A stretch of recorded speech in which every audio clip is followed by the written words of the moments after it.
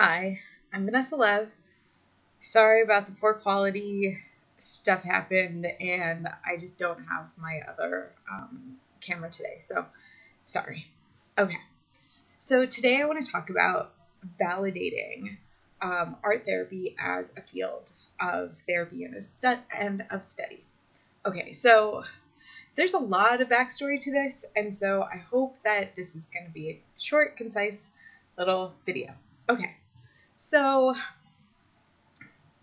other art therapists, they get really offended when you start to say things like gardening is my therapy, music is my therapy, driving is my therapy, cave exploring is my therapy, all of these things, spending time with my friends, spending time with my dog, it's all therapy.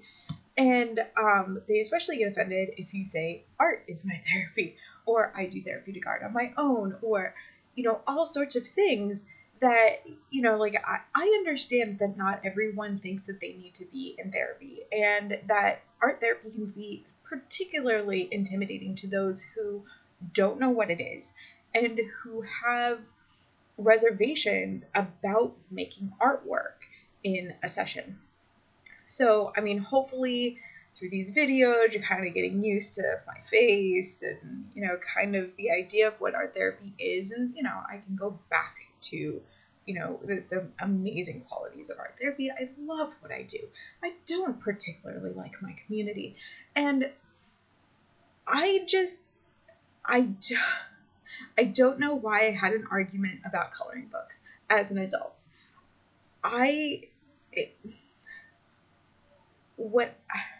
There's so many things. Sorry. What happened was I posted something.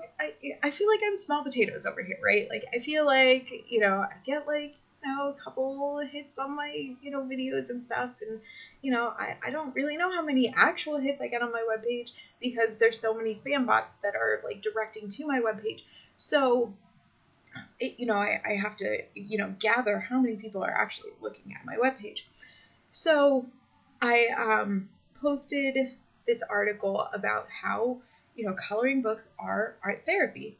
And I pissed off my ex-supervisor, a person who writes books on art therapy, and who, basically we all had to read her books when I was in school. So she's already making a ton of money off of art therapy, and she just published another book, blah, blah, blah, blah, So, and my kind of stance was, I don't think you understand where people are coming from.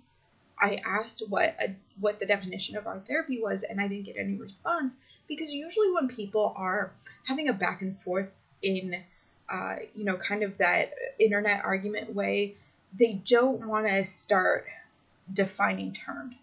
And for me, I need to define terms so that I can see if we're on the same page or if we're completely off. And, we're art therapists. Some of us don't get along, and some of us have very different opinions about what art therapy is. That's why there's a broad definition of it's creating art. It's, doing these things. And, I think that, having coloring pages in a session is way better than having someone who you're like, hey, could you do this? And they take 2 minutes, draw something, and then you ask them about it, and they're like, well, you told me to draw it. Okay, I'd rather you just choose a coloring page and let me see you, just get into your coloring than have this shitty interaction, And, eventually I did find a way to, get the definition of that person's, version of art therapy, and it was creating your own piece for mental health, blah, blah.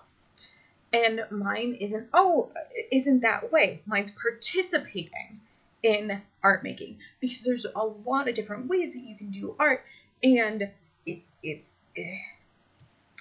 I wanted to be very encompassing of what that is, and so for me, as a part of my practice, having coloring books and coloring pages are perfectly fine, because I know that people need a starting point, and art therapy can be very intense. And so, just going into, hey, I'm going to have you draw this, can be, again, very intimidating to people who have not done any art since elementary school, since middle school, possibly high school. Most people kind of decide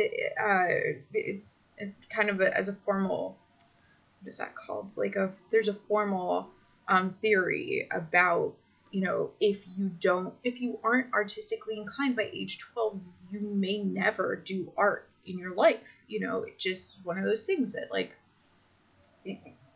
if you're not into it, it doesn't happen, right? So, that's a critical age. And so if you haven't done art since age 12 and you're 30, you're 35, you're 40, you're 50, it's not going to come natural. So, like baby steps, and,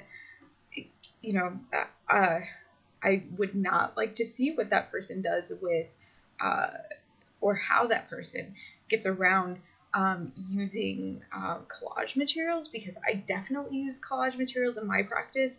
I have pictures that I've cut out. They're available. There's a huge box that I have in my office of all sorts of different pictures from all sorts of different magazines. And, someone puts them together or likes one and, wants to talk to me about it. Wonderful. Amazing. It's participating, right? And there's all sorts of like art techniques that are really interesting to do, but like are more participating.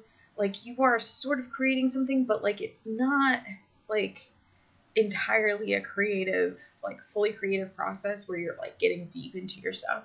But I like using those things in order to get to the deeper stuff, because sometimes, the stepping stones and the encouragement are really what people need, right? Especially in art therapy. I mean, in therapy in general, of course, everyone kind of needs that like little bit of, here are the stepping stones to get you to where you want to be. So our therapists already don't agree with each other on what to have in our offices, on how to practice as art therapy and as art therapist. And one of my kind of summations from all of that was, am I doing anything that's harming my client by adding, coloring pages to my sessions? No. Might I be, damaging the, fragile, a definition of art therapy? Of maybe, of course, I don't know. Do I care? Not really. I'm here for my clients. I'm not here to debate about coloring books, because there's bigger issues in the world. That honestly, there's huge issues in the world that I'd rather be talking about. One of the huge issues is, how do we as art therapists become to validate our whole field, our practice? Because as of right now, there's no just straight up, this is a licensed art therapist and you get to be covered by insurances. LPCs have it, licensed mental health workers. Like, there's other ways. In California, it's the marriage and family therapy. You can be a licensed marriage and family therapist with an emphasis in art therapy. You're not just a straight up art therapist. And you can also be an LPC in California and be an art therapist. So interesting, right? But there's no just like, hey, you are a registered art therapist. Okay, awesome. We can accept that and we'll cover that by insurance. It doesn't happen. So, though I'm guessing, because I looked at the history of LPC. LPC has only been around for 20 years. 1994 in some states. So given that, right, a little bit over 20 years, and they had to like get together and say we're different from these ones, and we are just as valid and we need to be covered by insurances. They were able finally to have that coverage and have that recognition. So that's definitely what art therapists need to do. And I'm like, well, one of the things about being in California is, and growing up in California, is that you intrinsically understand that you are very involved with politics. And because we vote on everything out there. Oh my God, do we vote on everything? So, oh, there's this measure that comes up, there's this measure that comes up. You have to decide on the changing of postage stamps. I'm serious. So there's a lot of things that we participate in. You have to get signatures. You have to, contact people. You have to do letter writing campaigns. And all of that, can shift things in a political realm, right? So, that's kind of my encouragement, especially because art therapists apparently want you to always make them money and all this other stuff. But the way that we need to be validated is by these insurance companies and by states as recognized forms of therapy. So letter writing to, your state representatives, your Congress representatives, and also letter writing to all of these different insurance organizations that don't recognize art therapy as a valid form of therapy. I mean, as an LPC, I bill, hey, 45 minutes, and I did something interactive. This is easy. I can tell you, if you know insurances, 90834 plus 90785. 45 minutes plus interactive, an interactive complexity. That's what they call it. It could definitely be covered. It's just that we have to all get on the same page. And obviously there's a lot of people who aren't on the same page. And this is going to be a problem for art therapists, right? Trying to get validation as art therapists. You also have people like me who do not want to be registered art therapists for various reasons. And on top of that, I'm still considered an art therapist because my master's is in art therapy. So, I'm hopefully grandmothered into anything that, is oh, well, we want to do this now, and you can be recognized as an art therapist in this thing, and, honestly, one of the reasons why I don't do the registered art therapy thing is it's a ton more money. And I'll explain in a second. And it's just more letters after my name. So I'm paying a lot of money for letters after my name. I don't need it. It's not getting me any reimbursement. It's getting me recognition. I'm already an art therapist. I have my master's in it. I'm good. And what I mean by tons more money is I have to find a person who can, I can take my artwork to, artwork that my clients created and talk to them about it. And I have to pay the other person for that, which could be, lowballing would be $75. Highballing would be $200 per session. And I need all of that. So it would be, I think it's 100 sessions. Okay, so that's a lot of money, plus the $100 to over $100 to have the ATR after my name. And then,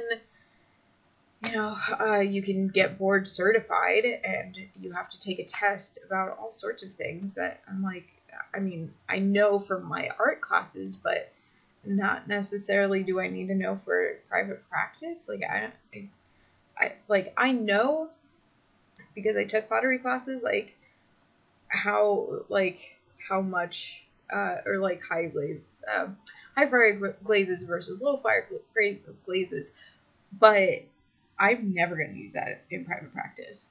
That would require so much, So these are the things that are just, you have to take all these tests because they tell you to take these tests and get board certified for some reason.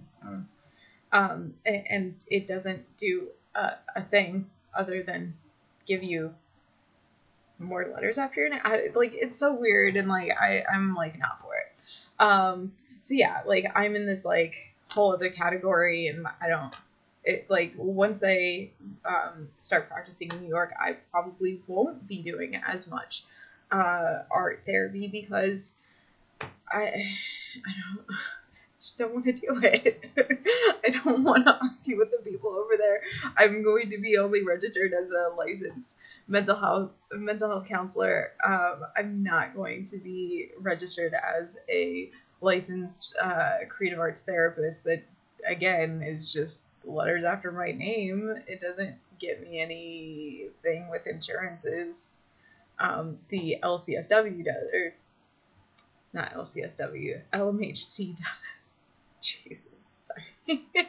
All right. Well, I hope that was informative for you, and I hope that again, if you want to be an art therapist, be an art therapist. Start letter writing campaigns while you're in school, so that people can validate that this is a valid form of therapy and that it does deserve to be covered. However, you know what? If you don't want to go through that, take certifications in art therapy once you get a different licensure. And I know that the other art therapists, because we're all bickering anyway, would hate to hear me say that, but you know what? Like, it's real. Like, you're not going to be recognized as an art therapist. You're not going to get paid by insurances, and that's very important if you spend this much money on your grad school experience, and now you can barely pay that back because you have to work in some, facility that might pay you $20 to $40 an hour. You know, where in private practice, if you want to take cash, you can earn, let's see, I know I've heard $300 for an assessment and like $275 for regular appointments. So, that's per hour, and that's what some people charge per hour out of pocket. You have, they won't accept anyone. Some people won't accept anyone who won't pay less than that, So things to consider, right? I hope this was informative to you. My name is Vanessa Love. You can find me on Instagram, counseling with _love. So counseling with love, counseling with love on my Facebook page, and I'm on LinkedIn and a bunch of other places. So, and I have lovescounseling.com. All right, thank you so much for watching.